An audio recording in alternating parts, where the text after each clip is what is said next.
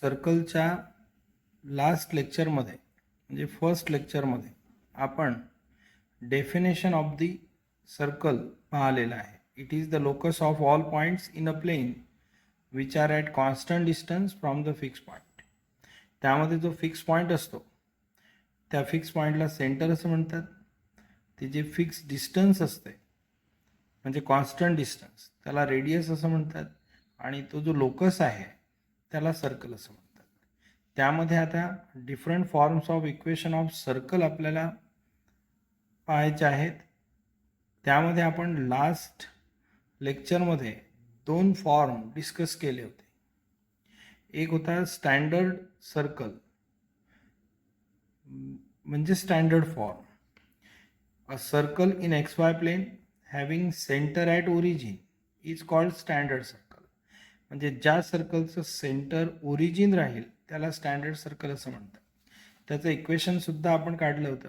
Equation आहे x² + y² is equal to a². त्यामध्ये ए आहे रेडियस. त्यानंतर एक दुसरा फॉर्म आपण पाहिला होता. तो जो होता तो आहे centre radius form.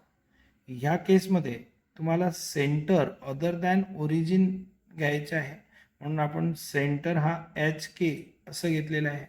And radius of the circle इथे आपण R घेतलेला आहे. आता यामध्ये by definition of the circle distance CP म्हणजे C जर सेंटर असेल, P हा पॉईंट असेल, C सेंटर आहे, तर हा जो CP आहे याला रेडियस असं घ्यायचं आहे म्हणून आपण distance CP is equal to radius असं घेतलं. त्यावरून आपण इक्वेशन काढलं. आपल्याला मिळालं x - h bracket square plus y - k bracket square is equal to r². आजच्या या लेक्चरमध्ये आपण तिसरा फॉर्म पाहणार आहे. तिसरा जो फॉर्म आहे तो आहे डायमीटर फॉर्म.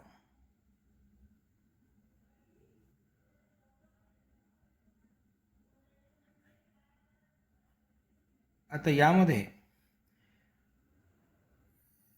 सर्कल वरील दोन पॉईंट्स आपल्याला ह्या पद्धतीने घ्यायचे आहेत की हे दोन पॉईंट्स ला जॉईन करणारा जो सेगमेंट आहे तो सेंटरमधून जाईल. आणि हे जे दोन पॉईंट्स आहेत म्हणजे इथे ए आणि बी हे दोन पॉईंट्स हे डायमेट्रिकली अपोजिट पॉईंट्स राहतील. AB हा डायमीटर राहील, C सेंटर. म्हणजे या डायमीटर फॉर्ममध्ये आपण दोन पॉईंट्स घेणार आहे जे डायमेट्रिकली अपोजिट पॉईंट्स आहेत म्हणजे A आणि B, ज्यांचे कोऑर्डिनेट्स आहेत x1 y1 आणि x2 y2. आणि सेंटर जो आहे तो सेंटर C आहे. यानंतर आपण आधीच्या स्टँडर्डमध्ये जॉमेट्रीमध्ये ह्या पद्धतीचा एक रिझल्ट पाहिलेला आहे. Angle subtended by the diameter at any point on the semicircle is right angle. म्हणजे या डायमीटरने या सेमी सर्कलवरच्या कोणत्याही पॉईंटला जो सबटेंड केलेला अँगल असतो तो अँगल राईट अँगल असतो असं आपण याआधी पाहिलेलं आहे. 9th किंवा 10th स्टँडर्डमध्ये मी डिस्कस केलेला आहे. आता इथे हा जो पॉईंट आहे, समजा आपण हा P पॉईंट घेतला ज्याचे कोऑर्डिनेट्स आहेत XY. ABने P या पॉईंटला सबटेंड केलेला जो अँगल आहे तो 90 डिग्री असतो. म्हणून आता इथे आपण हे सगळे कोऑर्डिनेट्स घेऊन हा पॉईंट P हा ॲझ्युम करून equation of the circle in diameter form काढणार आहे. इथे पहा, late A x1 y1 B x2 y2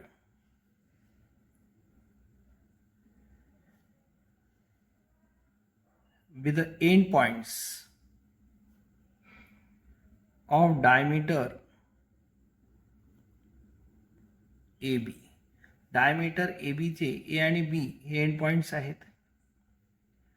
late P XY be any point on circle. Then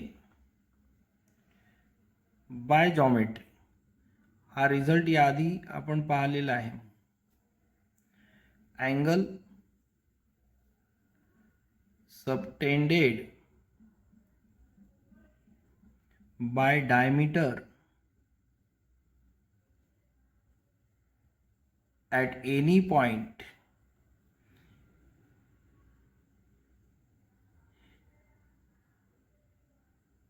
किंवा आपण असं लिहू शकतो in semicircle is right angle. Therefore, angle APB is 90 degree. इथे अँगल APB जो आहे तो 90 डिग्री आहे. आता इथे यावरून आपल्याला लिहिता येईल AP is perpendicular to BP. AP आणि BP हे परपेंडिक्युलर राहते. Let M or M1 be the slope of AP and M2 be the slope of BP. Then M1 into M2 is equal to -1. असं आपल्याला घेता येईल. Since AP is perpendicular to BP असं आपल्याला लिहिता येते. आता इथे M1 म्हणजे स्लोप ऑफ AP. A हा पॉईंट x1 y1 आहे, P हा xy आहे, म्हणून स्लोप ऑफ AP होईल y minus y1 upon x minus x1. त्यानंतर आता M2 म्हणजे स्लोप ऑफ BP, म्हणून BPचा slope y minus y2 upon x minus x2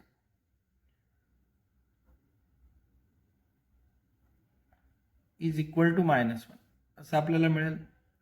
आता इथे याला जर आपण रिअरेंज केलं तर y मायनस y1 इथे y minus y2 upon x minus x1 x minus x2 is equal to -1 असं मिळेल. ह्या डिनॉमिनेटरने ह्या -1ला मल्टिप्लाय करायचं आहे.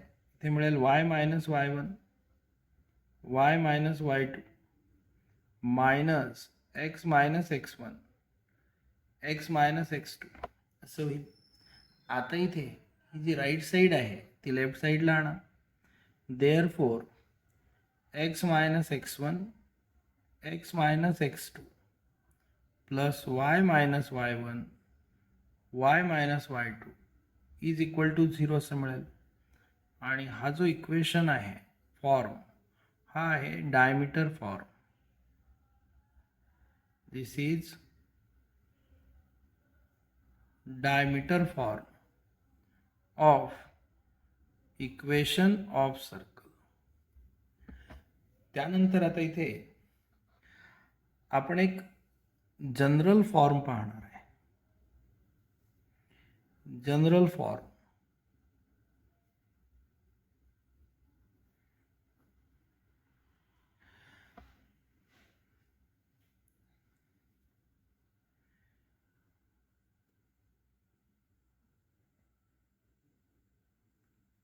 जनरल फॉर्म जो आहे हा काढण्याकरिता आपण आधी सेंटर रेडियस फॉर्म कन्सिडर करणार आहे. म्हणून इथे let equation of circle in centre radius form B x minus h bracket square y minus k bracket square is equal to r square, where hk is center and r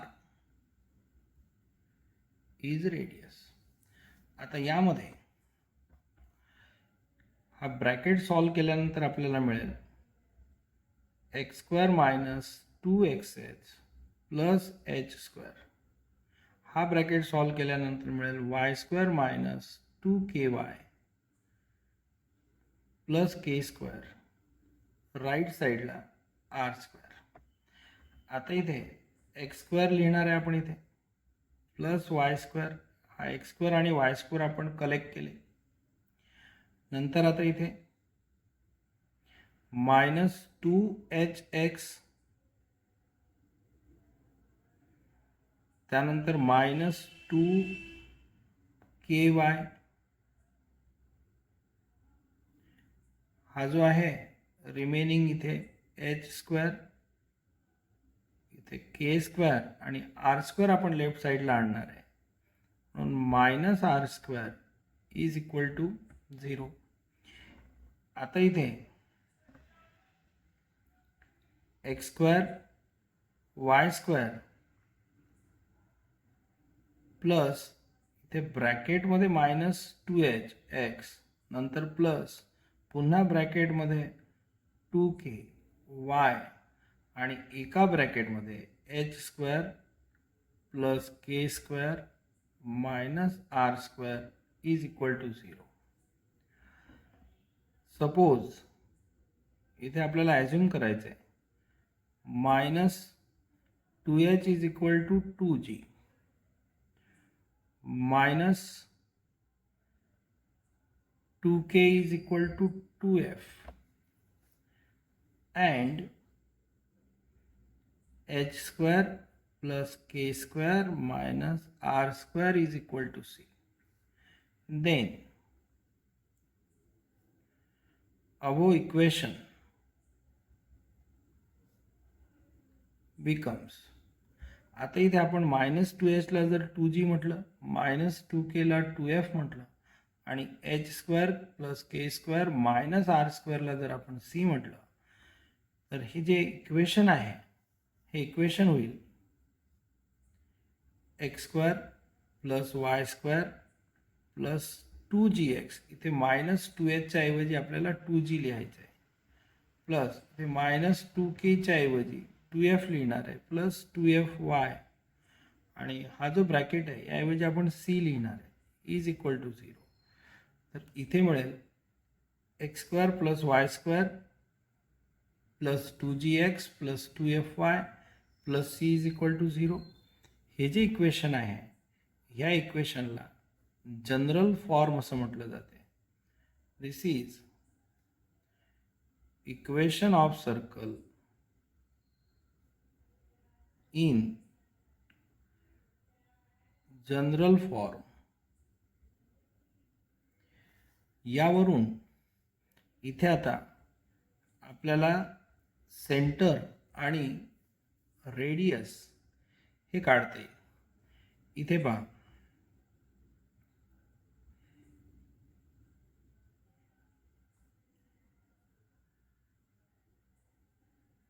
in अवोक consideration या कन्सिडरेशनमध्ये आपण काय लिहिलेलं आहे we take minus 2h is equal to 2g minus 2h is equal to 2g minus 2k is equal to 2f and h square k square minus r square is equal to c असं आपण घेतलेलं आहे. आता इथे यावरून minus h is equal to g असं मिळेल minus k is equal to f असं मिळेल आणि h square plus k square minus c is equal to R square मिळेल. यामध्ये आपण हा सी लेफ्ट साईडला आणलेला आहे आर राईट साईडला आणलेला आहे. आता इथे एच इज इक्वल टू येईल minus g k is equal to येईल मायनस एफ आणि आर इज इक्वल टू होईल under root h square k square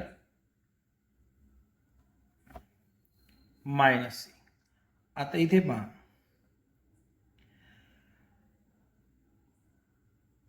centre of circle हा एच के आहे जो आपण इथे कन्सिडर केलेला आहे. H k is the centre आणि एच इज इक्वल टू आहे इथे minus g, k is equal to minus f, म्हणून आपल्याला इथे मिळेल मायनस जी मायनस एफ. म्हणजे इथे हे जे इक्वेशन आहे x square plus y square plus 2gx plus 2fy plus c is equal to 0, यामध्ये मायनस जी आणि मायनस एफ आपल्याला देईल कोऑर्डिनेट्स ऑफ सेंटर. आणि आता रेडियस इज इक्वल टू इथे under root h square plus k square minus c, म्हणून आता इथे h is equal to minus g आहे, एचचा स्क्वेअर म्हणजे मायनस जीचा स्क्वेअर होईल, म्हणून minus g square minus f square minus c, म्हणून आर इज इक्वल टू मिळेल under root g square f square minus c. हे देईल आपल्याला radius. This is the radius of circle and this is coordinates of centre of the circle. ह्या पद्धतीने आपल्याला इथे general इक्वेशनवरून जी F आणि सीच्या व्हॅल्यूज जर काढल्या तर आपल्याला सेंटर आणि रेडियस काढता येईल.